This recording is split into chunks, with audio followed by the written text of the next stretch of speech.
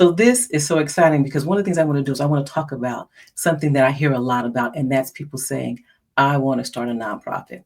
And so there's so many people that's wanting to start a nonprofit, but we don't talk about the pros and cons of starting a nonprofit. We do a lot of the pros, and sometimes you may hear some of the cons along the way, but this is what I want to do is I want to start dropping a few nuggets on you. So over the next week, I'm going to be talking about pros and cons. I'm only going to be talking for 10 minutes each time. And then we're going to offer a Q&A so you'll have an opportunity to go and find out more about the pros and cons and get your question answered, okay? Because sometimes we jump in and we say, I'm going to start a nonprofit, but we don't know a lot about the ins and outs of nonprofits. I know when I first started my nonprofit, I said I wanted to help teens. And someone said, well, girl, you need to start a nonprofit. I was like, okay, I'm going to start a nonprofit. I had no idea what a nonprofit was, but they suggested it, and that might be the best avenue if this is what I wanted to do. So I went ahead and I got all the paperwork, which was all those of you who have either started or haven't started yet, all the legal mumbo jumbo you think you're going to have when you're starting a nonprofit. And so I went ahead and I did it, but no one ever talked to me about the pros and cons of the nonprofit. You know, many people, they're like, okay, you go ahead and get your nonprofit, and then you're going to get all this money coming in, you're going to help the people. So today I'm going to talk about the pro and the con, one pro and one con. And throughout the week, I'll talk about number 2 and number 3. So I'm going to give you 3 of the pros and cons, okay? But before we get to number 1, I'm going to say what I know you always hear. If I can do it, so can you. But trust me, that is so true. If I can do it, you can do it. I was 21 years old when I started my nonprofit. And that's been almost 4 decades ago, and we're still growing strong. And when I started, I was a single mother. I had limited time because I was working a full-time job. So I had limited time to start my own nonprofit. I had no money. The only money I had coming in was the money from my job. But as you heard before, I had no experience, so I had no clue about nonprofits, and I didn't have that big support. And so trust me, if I can do it being a young Black female almost 4 decades ago, you can do it too. All right, so let's get into number 1. The number 1 pro is, which I know you already know, is that you can make a real impact. Starting a nonprofit is just such a big impact you can make on so many people's lives. But guess what? The number 1 person's life you can make an impact on is your own. You can start making an impact on your own life. You get to change your life, but you also are going to change other people's lives. And you know, when you help others, it always helps change you. So when you start your nonprofit, you're really stepping out into a space where you can make a difference in a way that truly, truly matters. But you're really getting the opportunity to help youth, maybe do some mentoring, people with domestic violence, rescue animals, and advocate for people who cannot advocate for yourself. So your nonprofit gives you the opportunity to serve the community and help you do it on your terms. I know some of us might have worked in nonprofits and we're like, oh, I could do this better. Oh, no, I don't want to do it that way. Oh, this would be good. How come these people aren't listening to me? I can show them, you know, or you feel like you're being taken advantage of. It's like, wait a minute, I have great skills. I know what I can do. This is your opportunity to step out and do it if this is what you choose to do. I started my nonprofit because I saw a need. As a matter of fact, I was in that need. I was in that gap. And so I know a lot of you have the same passion, that something happened in your life, or you know someone and you're just like, I want to make a difference. You know, and so you get the opportunity to make that difference. I had an opportunity because as a teen, I had just did all kinds of things. And I was like, but there was no services for me. And so I'm like, when I become an adult, I'm going to start this program specifically for teens because I want to help others. And so this is what you get the opportunity to do, to help others. So our goal is to turn our passion into action. And I'm here to help you if that's what you need. If you need a little help with figuring out all that legal mumbo jumbo, I'm going to tell you how. Okay. So number 2, let's go ahead and let's get into the con. So the pros, we're like, we're going to make a difference. Yay, we're going to do a lot of good in the community. Let's get to the con. The number 1 con is this is not an easy path. I know some people will say, start your nonprofit, you're going to have all this money coming in, you're going to get all these donations, and all the clients are going to be knocking at your door because there's such a need. This is a hard path. I'm not even going to begin to sugarcoat this for you. You know, you start your nonprofit, you're thinking, oh, I'm going to get some money. You know, I'm going to do this and I'm going to do that. For me, it wasn't that easy. And for a lot of the nonprofits I've seen over the years, the ones that I've helped and the ones that I work side by side with, it hasn't been that easy. You know, like I said, I've been almost 4 decades, okay? Unless you have a wealthy benefactor. And truth be told, even if you do have a wealthy benefactor, it's still some hard work, okay? So don't even think it's going to be easy. It's going to be a lot of blood, sweat, tears, and crying nights. It's hard work, regardless of how much money you have to make it happen. Okay? So like I said, I'm not going to sugarcoat anything. Whenever you see me, meet me, talk to me, I'm going to tell you straight up, because that's one of the reasons why I'm here, because I didn't have the person that's going to tell me straight up, or when I ran into an obstacle, let me show you how to get out of it. I believe in telling you exactly like it is, so we can come up with solutions on how you can overcome whatever obstacle has gotten in your way. So starting up is not just about, oh, I have a good heart, I want to do this, I want to do that, I want to help people. It's about the paperwork. Ooh, it's a lot of paperwork. If you think there's a lot of paperwork when you first get started to get your 501c3, it's ongoing paperwork. You have your fundraising, you have to manage people, and you're going to have to make some really tough decisions that you're not going to really want to make. And I don't even want to mention managing the board, working with the board of directors.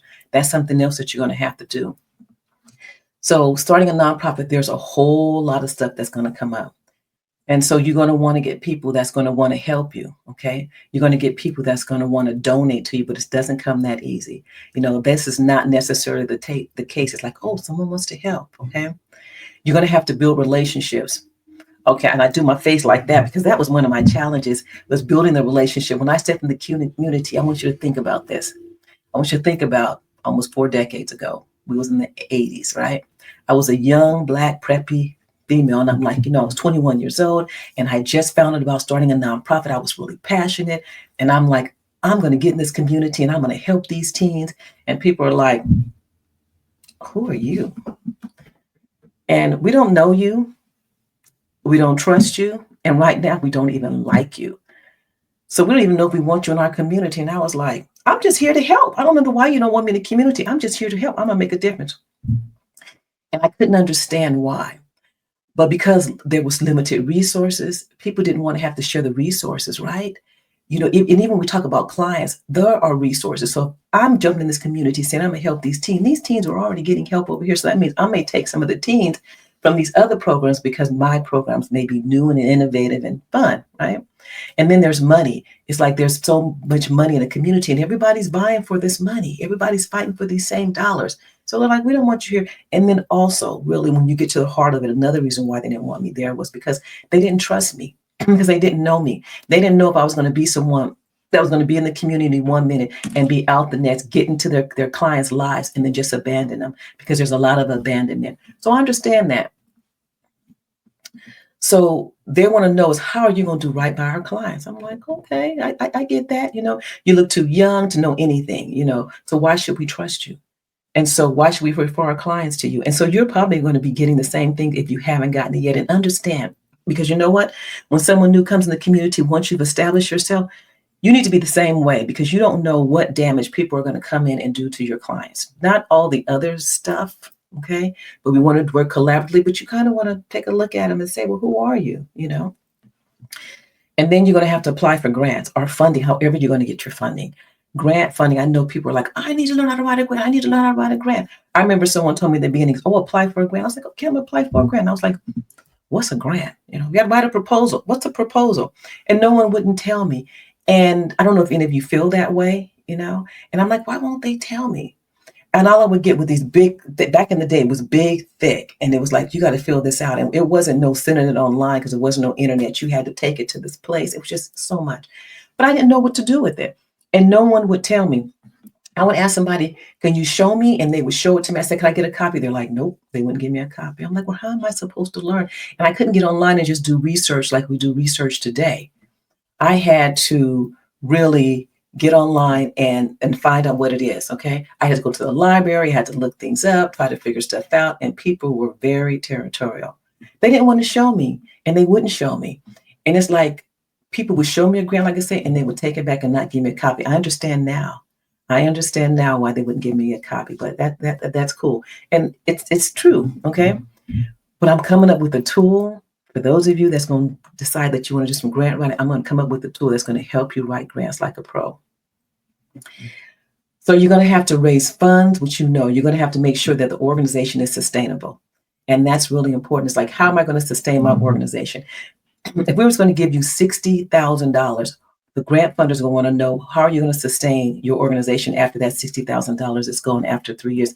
And I'm going to teach you some things about how to create a sustainable organization. Okay? So these are just some of the pros and cons of starting and building your nonprofit. But one of the things that can help you is just to focus small. Focus on that one impact that you can make. What can that impact you can make on 5 people, on 10 people? Just do that one simple impact.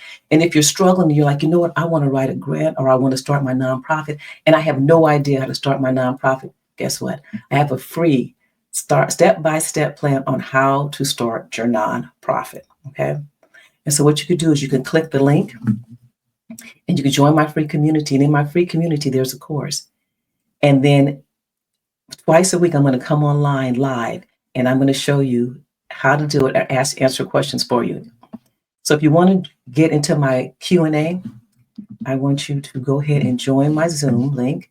Okay, but let me show you, join my community. And so let me show you how to join the community. Okay, so you're going to come over and you're going to join the group. You're going to enter your email and a password, and you're going to come into the group. And so as you're coming into the group, you're going to see what you have to learn, members, any events that's going on. It's going to show you the events. You're going to go ahead and you're going to click over the events. It's going to tell you to join the group if you haven't. But what you're going to do is you're going to click on there.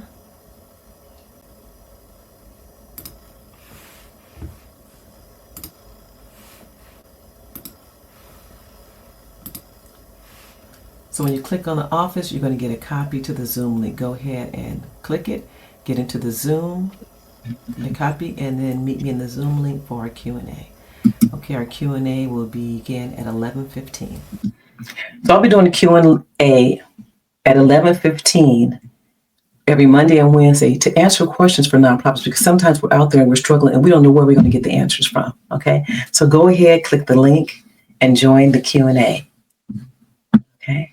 And if you're here and you didn't get the Q&A and you don't know where to go to members.vblunlimited.com. I'm going to put it in here for you. Join our free community at vanessa.vblunlimited.net. Okay, so go ahead and join our free community, and then that's where you'll be able to come on Monday and Wednesday at 11:15, and we're going to do a Q&A. So if you have questions about how do I start my nonprofit, how do I do this, how did I do that, this is where you're going to want to go. So for those of you who don't know me, my name is Vanessa Lindsey. I'm with Visionaries Building Legacies. I go by VBL Unlimited because the things that we can do is unlimited. There's so much we can do together. All right, so I look forward to seeing you in the Q&A.